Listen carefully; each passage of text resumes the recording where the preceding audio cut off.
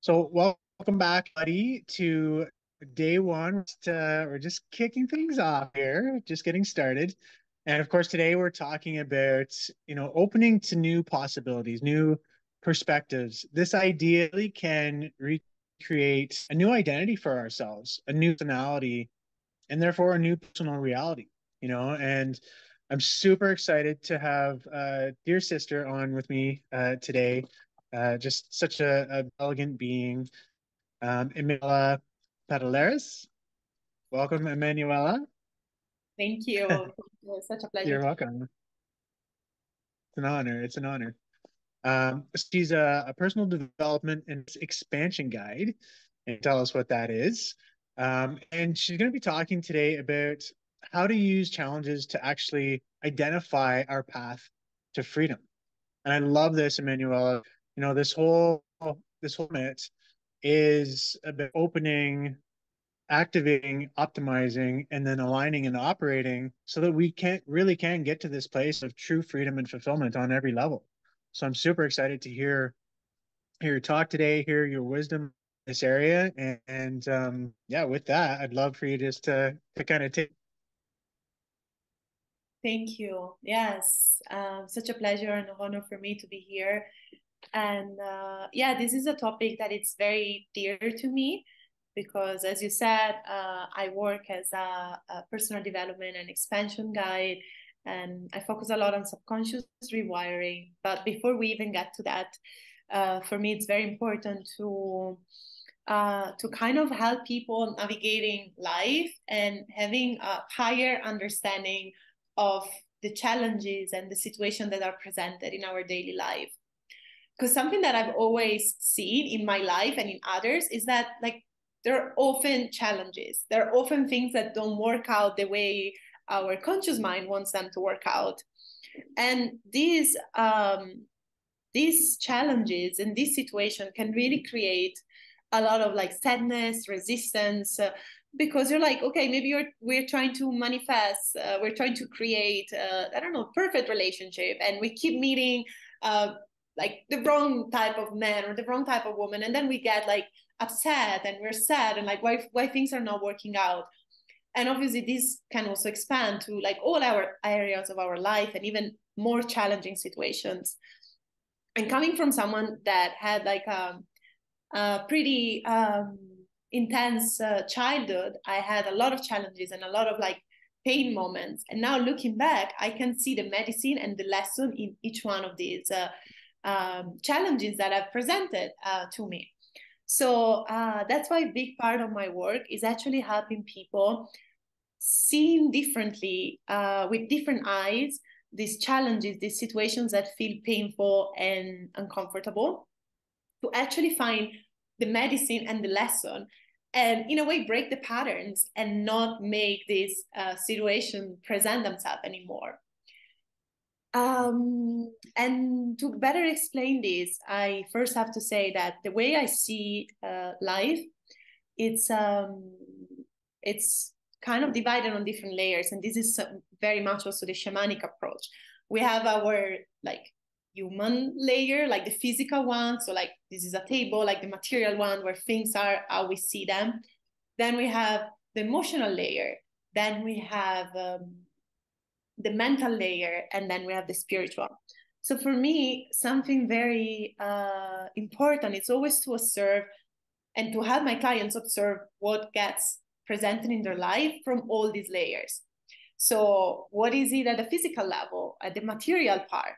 Okay, something is not going the way you want it to go. How does it make you feel emotionally? What are the emotions that this triggers within you? And then moving up, what are the meanings you give to that? And then the last layer, the spiritual one. So what is the lessons behind that?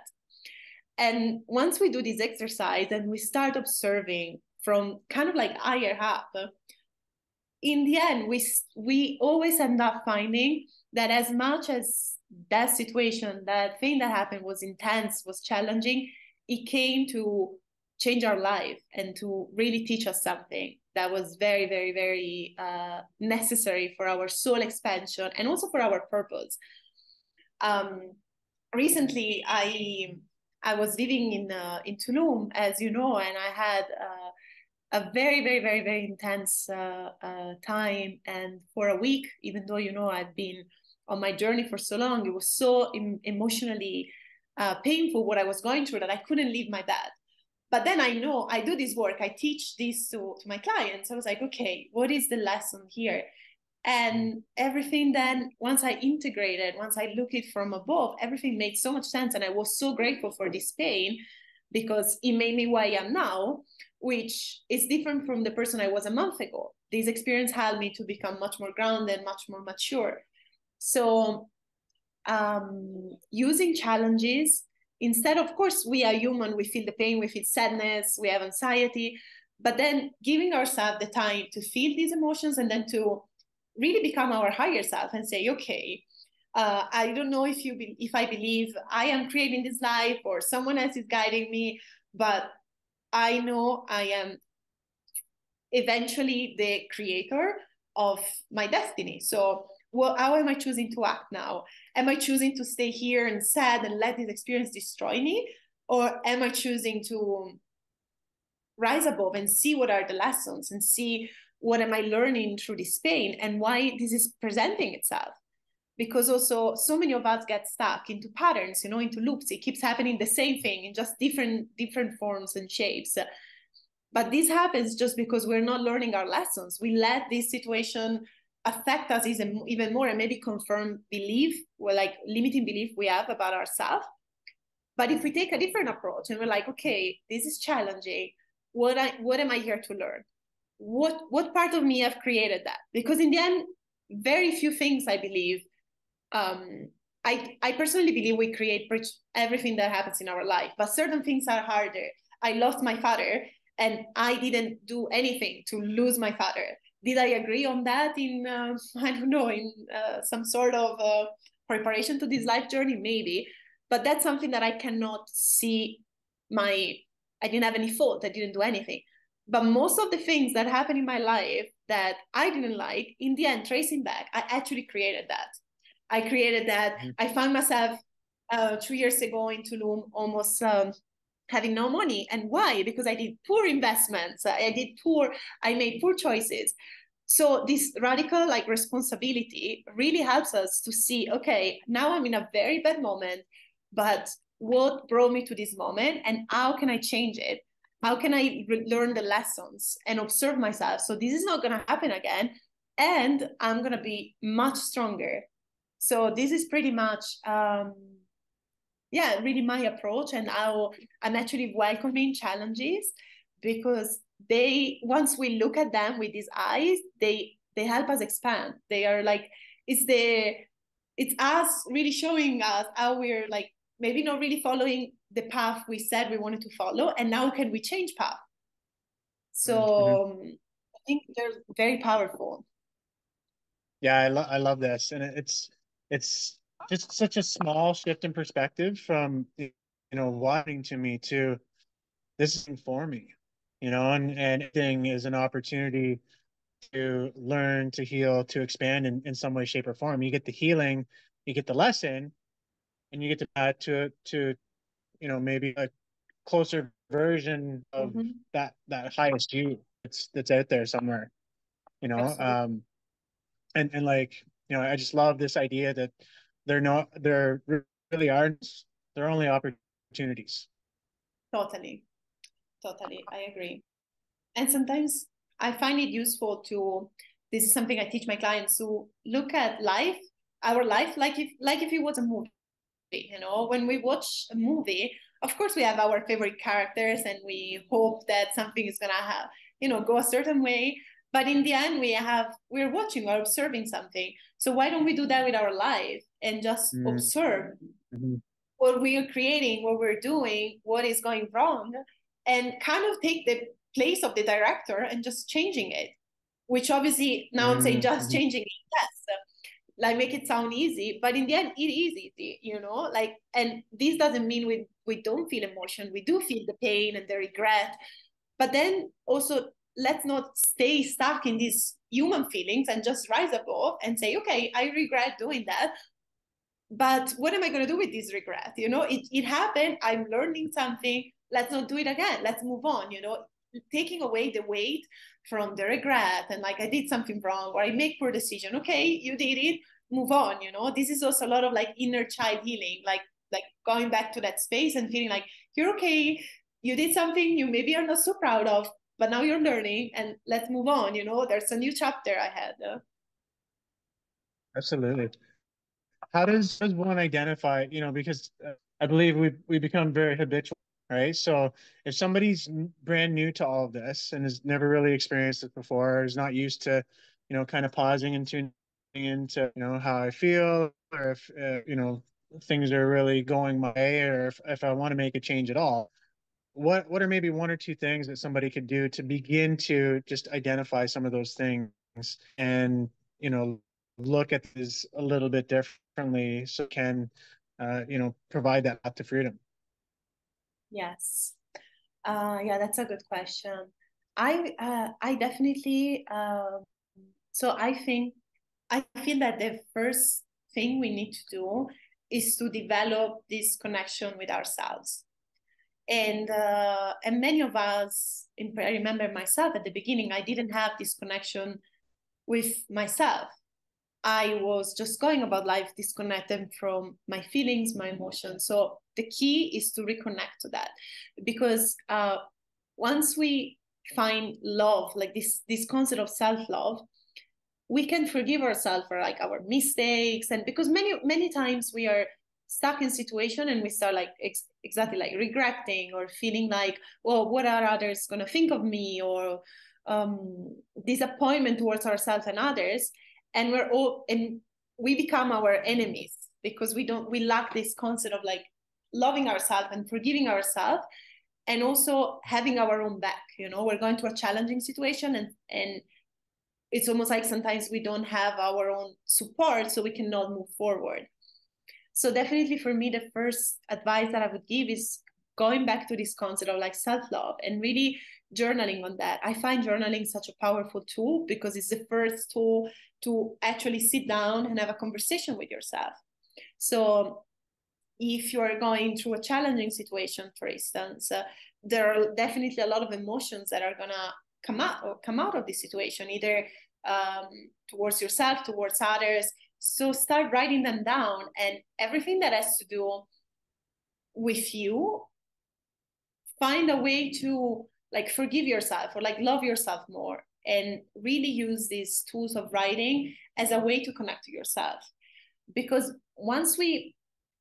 I believe that once we are really anchored into this concept of like loving ourselves, then we always find the way out, because we want to expand. It's like if we had a kid or if we had a partner and we want to support them, and we want to take them out of their challenges, help them see differently. So learning to do the same for ourselves. And for me, I find writing a very powerful tool. So like sitting down, writing a letter to ourselves, writing everything about the challenging situation we're going through, writing how we have possibly had, how we could have possibly created that, how we can get out of that. So really using writing as the first tool to reconnect. And some people don't really like writing, so maybe even doing recordings. But training this muscle of actually having conversation with ourselves, like if we were talking to someone else. I love that. I love that. Now, how does someone, you mentioned radical self-responsibility before, and that's a that I absolutely love.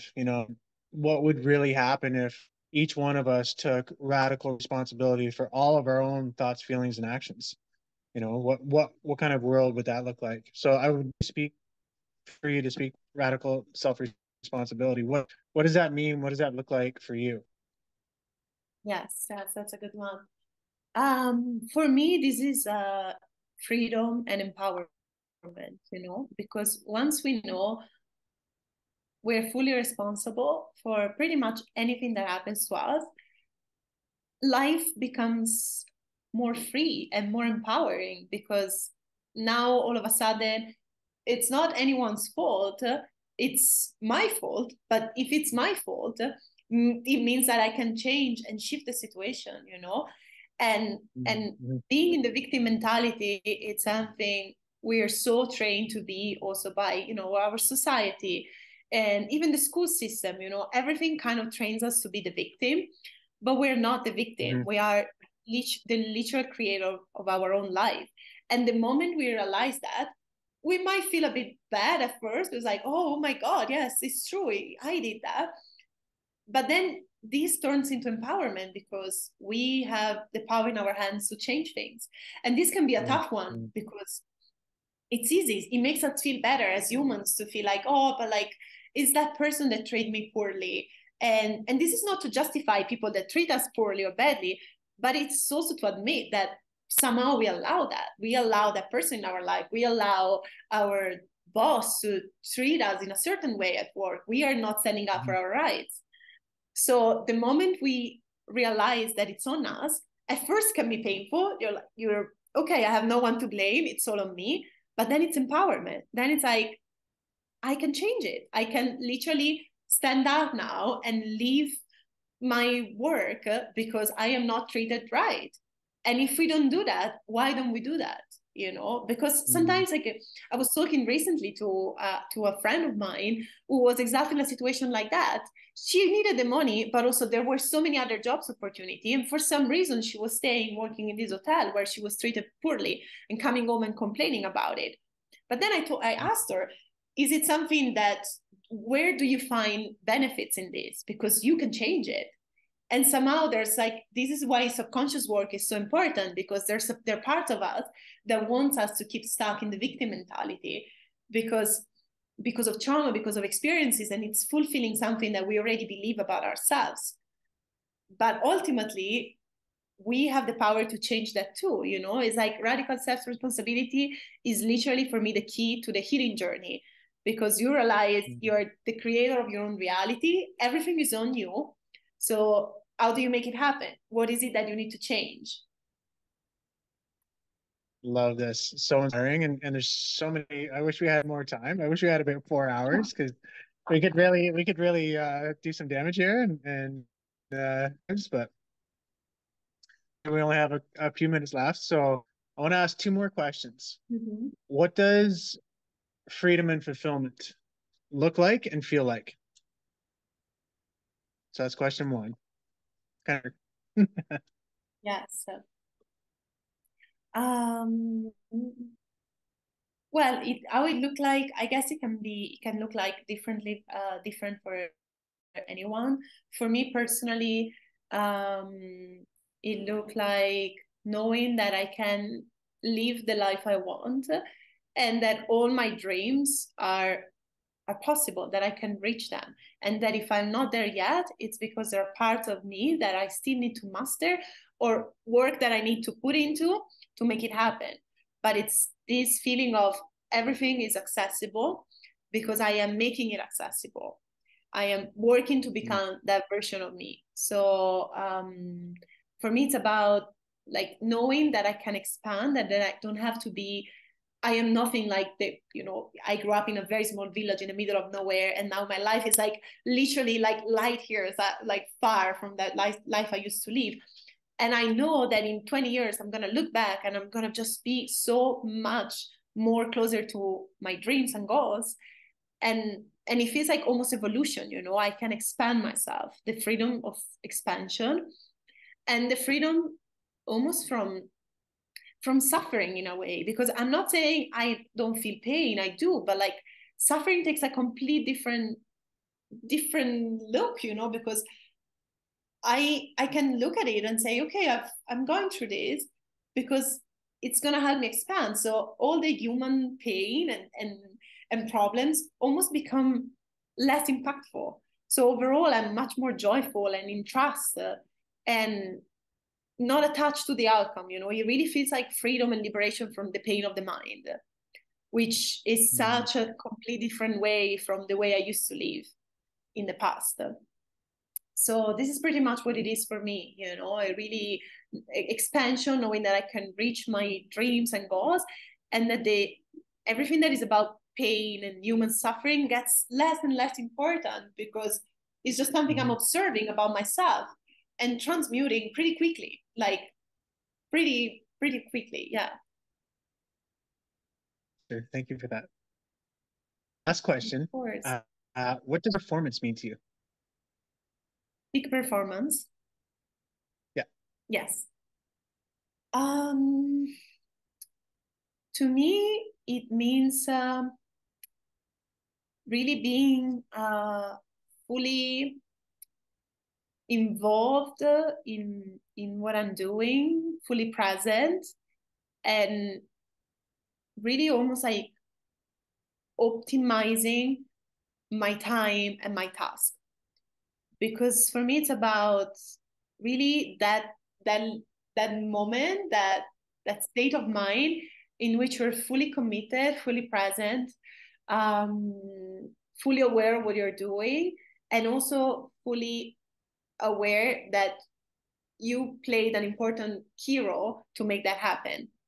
So it's really this state of I am almost like at my best as a human, you know, in what I can do and I can accomplish, and I'm fully devoted to achieving this maximum quality of like living and working and emotional performance, like relational and so on. So it's like there's a balanced perspective to to peak performance. Yes. Sorry, what did you say? Sure. So there's like a balanced perspective to peak performance. Like it's not, yeah, it's kind of an aspect of life. Definitely, definitely. I mean, I believe balance is important in pretty much everything we do in life, right? So when we're speaking Hmm. about peak performance, having a balance from us, like it's not just about um, being fully in and like reaching our goals and reaching the maximum of our potential. It's also about finding the balance and the time to relax and nurture ourselves. So it's like this balance of fully knowing where we're going and what we're doing, and that we are giving our best, and at the same time allowing ourselves to um, find moments of like kind of like low moments of like relaxing and just being present with ourselves, with our bodies, without having to achieve anything, just like restoring our body, our system. So everything, I believe it's a Mm. balance, you know. This is the same like with work. You can have like your fully creative, like peak performance working mode, and then go and walk in nature and relax and recharge yourself. Mm. So good. As I said, I would love to continue the conversation for the next 3 or 4 hours, but unfortunately, we've got other speakers. So, fortunately, unfortunately. So how can people find you? What are you up to? What are you bringing to the world? Yes. So people can find me on my Instagram. It's my name, my surname, Emanuela Padellaro. I don't know if it's gonna be written somewhere. And there I have my link tree with all the links to my website or my next classes or workshops. Um, I love to support people through subconscious rewiring, guiding them through really changing their life from the inside out, accessing the subconscious, because everything we create comes from our subconscious. Our conscious mind might want to achieve something, but if we don't align our subconscious belief, then it's never going to happen. So this is what I do one-to-one with clients, and depending on where I am in the world, I offer like workshops, and I normally have monthly master classes that are happening online, and I share all the updates on my Instagram profile.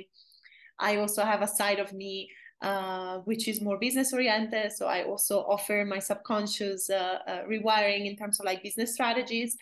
So I know a lot of people maybe are changing their life, thinking of starting their own business, or how are they going to do, how are they going to go about that? So this is something I love combining. And yes, everything is on my Instagram channel. So you can definitely find me there, Emanuela Padellaro.